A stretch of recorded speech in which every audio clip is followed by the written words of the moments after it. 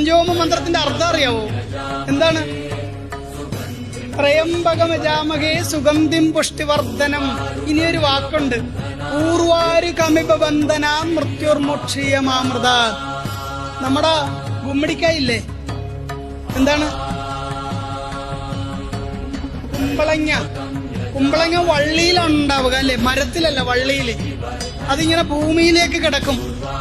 പൂർവാരു കമിബന്ധന. മൃത്യുഞ്ജയ മന്ത്രം എന്താണ്?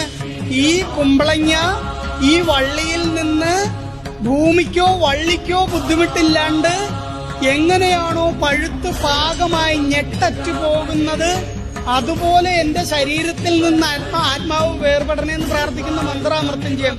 അല്ലാതെ മൃത്യുഞ്ജയം നടത്തി ചിരഞ്ജീവിയായിട്ടൊന്നും ജീവിക്കാൻ പറ്റില്ല. പിന്നെ മൃത്യുഞ്ജയം എപ്പോഴാണ് നടത്തുക?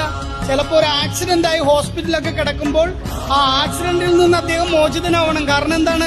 ഇദ്ദേഹത്തിന് 90 വയസ്സിൽ ശരിക്കും ഈ കുമ്പളങ്ങ വേർപെടുന്ന പോലെ മരിക്കാനുണ്ട്. അപ്പൊ അതിനു വേണ്ടിയിട്ട് ആപത്തൊഴിയാനാണ് ആ സമയത്ത് നടത്തുക. യഥാർത്ഥത്തിൽ മൃത്യുഞ്ജയ ഹോമം നടത്തുന്നതും മൃത്യുഞ്ജയ പൂജ നടത്തുന്നതും നിങ്ങൾ ആയുസ്സെത്തി മരിക്കാനോ, ഒരാളെയും ഉപദ്രവിക്കാതെ ബെഡിൽ കിടക്കാതെ പൂർണ്ണ ആരോഗ്യവതിയായി ആയുസ്സെത്തുമ്പോൾ മരിക്കണം. അപമൃത്യുവും വരാൻ പാടില്ല. അതിന് അപമൃത്യു ഉണ്ടാകാൻ പാടില്ല, അപകടമരണം ഉണ്ടാകാൻ പാടില്ല, ആശുപത്രി കിടന്ന് മരിക്കാൻ പാടില്ല. ഇതിനു വേണ്ടിയിട്ടാണ് മൃത്യുഞ്ജയ ഹോമം നടത്തുന്നത്. എത്ര പേർക്ക് അറിയാമായിരുന്നു ഇത്? എല്ലാരും പോയിട്ട് ഭഗവാനെ മൃത്യുഞ്ജയം 4 കഴിപ്പിച്ചിട്ടുണ്ട്, വഴിയിലൊന്നും തട്ടിയിടല്ലേ, അതൊന്നുമല്ല. യഥാർത്ഥത്തില് നിങ്ങളെ ആയുസ്സെത്തിച്ച് മരിപ്പിക്കുവാനുള്ള മന്ത്രമാണ് മൃത്യുഞ്ജയ മന്ത്രം. അപ്പൊ കിടന്ന് മരിക്കണോ? വേണ്ട.